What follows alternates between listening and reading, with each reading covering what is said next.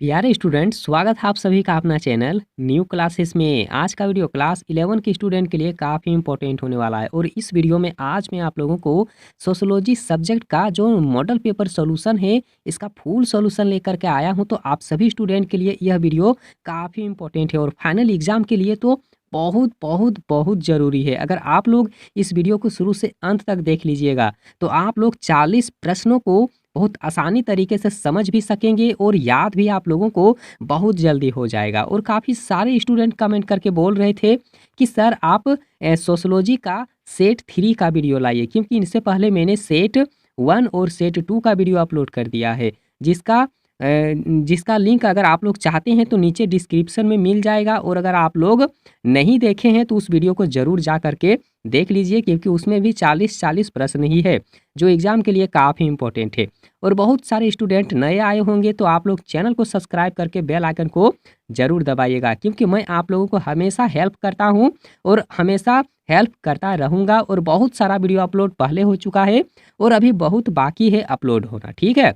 तो यहाँ जो पहला प्रश्न दिया हुआ है, आप लोग पहला प्रश्न यहाँ पर देख लीजिए जो काफ़ी इंपॉर्टेंट है आप सभी स्टूडेंट के लिए, ठीक है।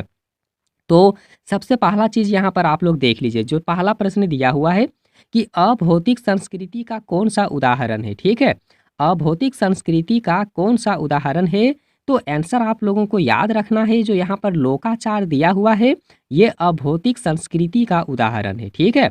और आगे यहाँ पर देख लीजिए, जो यहाँ पर दूसरा नंबर का जो प्रश्न दिया हुआ है ये भी काफ़ी इंपॉर्टेंट है, ठीक है, कि संस्कृति के संबंध में नीचे दिए गए कथनों में से कौन सही नहीं है। कौन कथन जो है वो बिल्कुल सही नहीं है संस्कृति के माध्यम से अगर देखा जाए तब, ठीक है। तो यहाँ पर देख लीजिए कि संस्कृति सीखी नहीं जाती है, ठीक है, याद रखना है संस्कृति सीखी नहीं जाती है। संस्कृति क्या है, तो संस्कृति एक जटिल जटिल है, संस्कृति एक संगठित है और संस्कृति जो है वो अनुकूलितशील होती है, माने अनुकूलनशील होती है, वो अपने आप हो जाता है, ठीक है। क्योंकि आप जिस जिस जगह में रहते हैं वहाँ पर देख के ही हर चीज़ को आप लोग सीखते हैं, ठीक है। तो उसी को कहा जाता है, ठीक है, संस्कृति। तो यहाँ पर देख लीजिए इस प्रश्न का जो आंसर है वो सी ऑप्शन है, बिल्कुल करेक्ट आंसर, क्योंकि यहाँ पर दिया हुआ है ना नहीं है तो इसीलिए यहाँ पर सी ऑप्शन होगा। आगे यहाँ पर देख लीजिए जो तीसरा नंबर मतलब तीसरा प्रश्न जो है कि निम्नलिखित में कौन सा कारक व्यक्तित्व को सर्वाधिक प्रभावित करता है। ऐसा कौन सा कारक है जो व्यक्तित्व को हमेशा प्रभावित करता है, तो याद रखना है संस्कृति ही है, जो अभी मैंने पहले ही बता दिया। आगे यहाँ पर देख लीजिए कि भौतिक संस्कृति का एक उदाहरण है।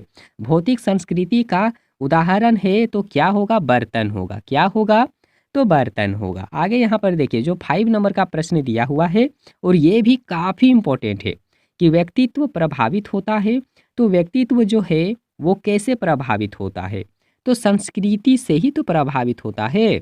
और अगला यहाँ पर प्रश्न देख लीजिए कि किसने संस्कृति को समाज शास्त्रियों में से संस्कृति विडंबना की धारणा किसने दिया था, बताया था, किसने बताया था, तो याद रखिएगा बूम तथा सेल्जनिक ने। किसने, तो बूम तथा सेल्जनिक ने। जो पहला ऑप्शन है बिल्कुल करेक्ट आंसर है। और यहाँ पर देख लीजिए जो 7 नंबर का प्रश्न है कि निम्नलिखित में से यहाँ पर बताना है कि समाज शास्त्रियों में से सांस्कृतिक विरासत कहा जाता है तो आखिर किसे कहा जाता है, ठीक है। तो आंसर आप लोगों को याद रखना है WF आगबर्न को, ठीक हो, याद रखना है WF आर्गबर्न यहाँ जो दिया हुआ है, बी ऑप्शन बिल्कुल राइट आंसर होगा। और यहाँ पर देखिए जो 8 नंबर का जो प्रश्न दिया हुआ है कि किस प्रक्रिया द्वारा, ठीक है, किस प्रक्रिया द्वारा व्यक्तित्व का विकास होता है, तो किस प्रक्रिया के द्वारा व्यक्तित्व का विकास होता है, तो संस्कृतिकरण के द्वारा ही तो व्यक्तित्व का विकास होता है। और अगला प्रश्न देख लीजिए जो 9 नंबर का प्रश्न दिया हुआ है कि वह प्रक्रिया जिसके द्वारा व्यक्ति आत्मचयन, व्यक्तित्व एवं संस्कृति तत्वों को ग्रहण करता है तो उसे हम लोग क्या कहेंगे, जो काफ़ी इंपॉर्टेंट है, तो उसे हम लोग समाजीकरण कहेंगे। क्योंकि समाज में जब लोग रहता है तो बहुत सारी चीज़ें जो है उसे सीखने को मिलता है, ठीक है, जिसे वह ग्रहण कर लेता है। तो 9 नंबर का आंसर समाजीकरण होगा। और यहाँ पर अगला देखिए जो 10 नंबर का प्रश्न दिया हुआ है कि यह कथन किसका है कि एक व्यक्ति के सामाजिक प्राणी के रूप में परिवर्तित होने की प्रक्रिया का नाम ही समाजीकरण है, तो आखिर यह किसका कथन है? तो याद रखना है, यह न्यू मेयर का कथन है। किसका कथन है? तो न्यू मेयर का कथन है। और आगे यहाँ पर आप लोग ध्यान दीजिए, जो यहाँ पर 11 नंबर का प्रश्न है कि समाजीकरण वह प्रक्रिया है जिसके द्वारा लोग अपनी संस्कृति के विश्वास को, अभिवृत्ति को, मूल्य और प्रथाओं को ग्रहण करता है। तो यह कथन किसका है, यह बताना है और काफ़ी इम्पोर्टेंट है। तो याद रखना है, यह कथन किसका है? तो स्वीवर्ट एवं गिलीन का कथन है। ठीक है, स्वीवर्ट एवं गिलीन का कथन है।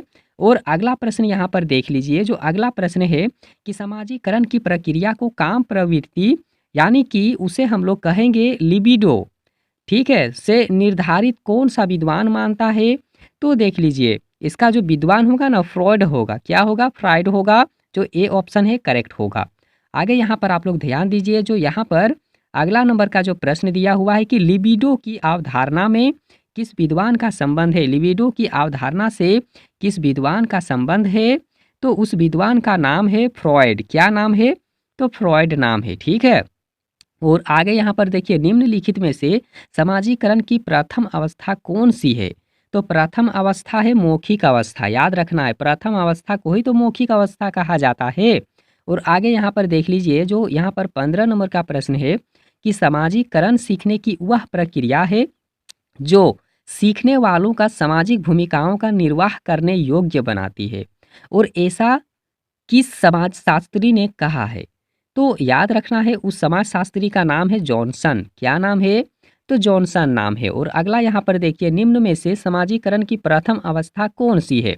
तो प्रथम अवस्था के बारे में भी आप लोग जान लीजिए। प्रथम अवस्था का मतलब होता है क्षमताओं का विकास करना और आपराधिक प्रवृत्ति को रोकना और आधारभूत नियमबद्धता का विकास करना, यानी कि उपयुक्त सब होगा इसमें। ठीक है, ये होता है समाजीकरण की प्रथम अवस्था।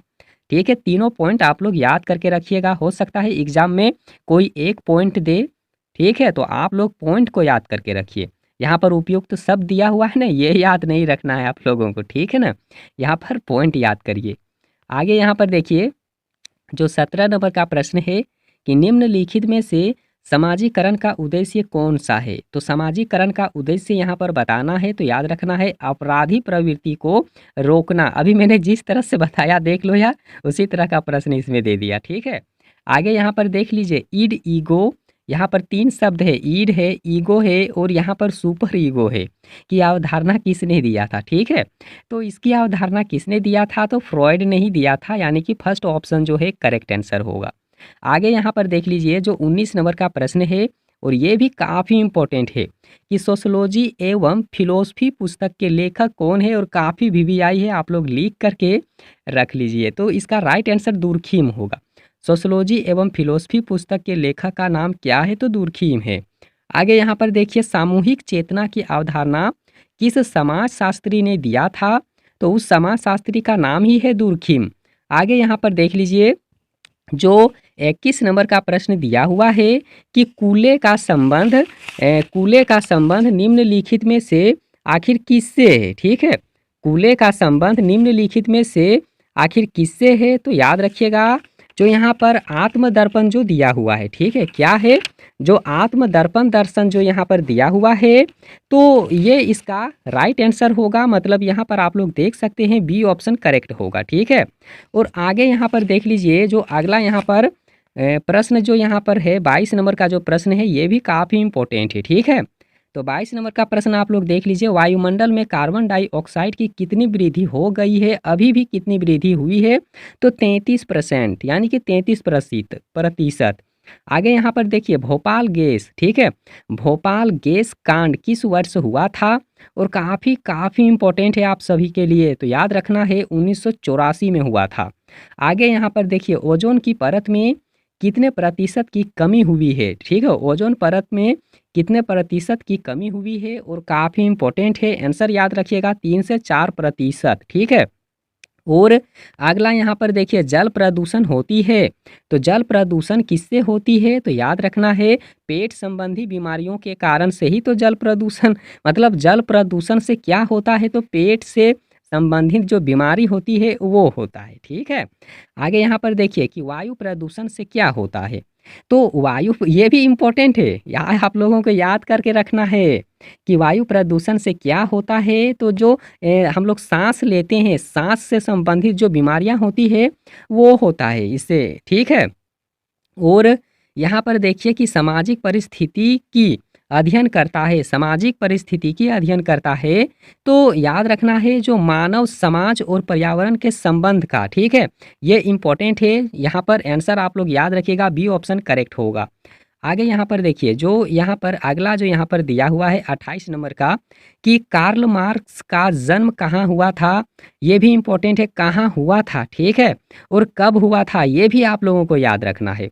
तो कार्ल मार्क्स का जो जन्म हुआ था उसका स्थान था, याद रखना है, उसका जो स्थान है जर्मनी है। कहाँ है, तो जर्मनी में हुआ था। कार्ल मार्क्स का ये जो जन्म है वहाँ कहाँ हुआ था, तो जर्मनी में हुआ था।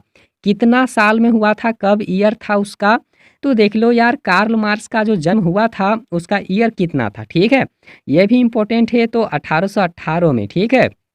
और आगे देख लीजिए कार्ल मार्क्स की मृत्यु कब हुई थी, मतलब कहाँ हुई थी, कौन से जगह में हुआ था। जन्म तो हुआ था जर्मनी में, कितना में इसका जन्म हुआ था, तो 1818 में, लेकिन मृत्यु कहाँ पर हुआ है ये भी इम्पोर्टेंट आप लोगों के लिए है, याद रखना है कि मृत्यु कहाँ हुआ है, तो याद रखना है लंदन में, ठीक है। इनका मृत्यु कहाँ हुआ था, तो लंदन में हुआ था। आगे यहाँ पर देखिए जो 31 नंबर का प्रश्न है कि कार्ल मार्क्स ने किस विश्वविद्यालय में दर्शन शास्त्र में दर्शन शास्त्र में डॉक्टरेट का शोध पत्र लिखा, मतलब पूरा किया था, ठीक है। डॉक्टरेट का जो शोध पत्र है उसे पूरा किया था।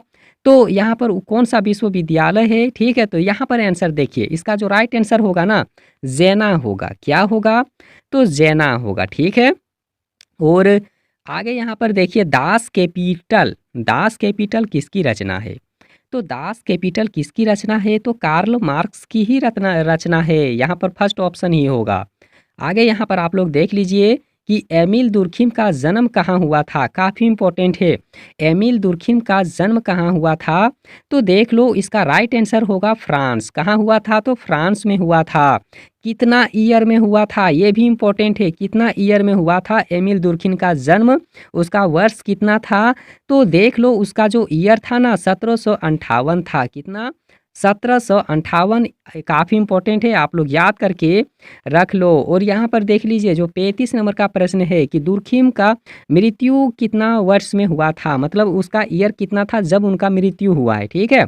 तो इसका राइट आंसर 1917 होगा, कि क्या हो, तो 1917 होगा, ये भी इम्पोर्टेंट है, आप लोग याद करके रख लो। एक थोड़ा यहाँ पर कंफ्यूजन है कि उनका जन्म कब हुआ था। अगर आप लोग यहाँ पर इसका आंसर अगर जानते हैं तो आप लोग कमेंट करके ज़रूर बताइएगा, ठीक है। यहाँ पर आप लोग इसका कमेंट करके बताइएगा कि उनका जन्म कहाँ, मतलब कितना ईयर में हुआ था, ठीक है। और यहाँ पर देखिए जो 36 नंबर का प्रश्न जो दिया हुआ है कि यहाँ पर division of labour in society किसकी रचना है। तो किसकी रचना है, तो याद रखना है दुर्खिम की ही रचना है, ठीक है, दुर्खिम की रचना है। आगे यहाँ पर देख लीजिए मैक्स वेबर का जन्म किस वर्ष हुआ था। तो मैक्स वेबर का जन्म कितना में हुआ है, तो इसका मतलब 1864 याद रखना, बिल्कुल करेक्ट ही होगा, ठीक है, 1864 में। और आगे यहाँ पर देखिए जो 38 नंबर का प्रश्न है कि मैक्स वेबर के पिता कौन थे, उनके पिता का नाम क्या है, तो मैजिस्ट्रेट हैं, ठीक है। आगे यहाँ पर देख लीजिए कि मैक्स वेबर की मृत्यु किस वर्ष हुई थी, तो 1920। आगे यहाँ पर देखिए मैक्स वेबर की मृत्यु किस कारण से हुई थी, तो याद रखना है निमोनिया के कारण से। और ये था आप लोगों के लिए 40 प्रश्न जो काफ़ी इंपॉर्टेंट है, बहुत सारे स्टूडेंट कमेंट करके बोल रहे थे। तो आप लोग और भी कमेंट करो, मैं उसके अनुसार और भी वीडियो बना दूंगा।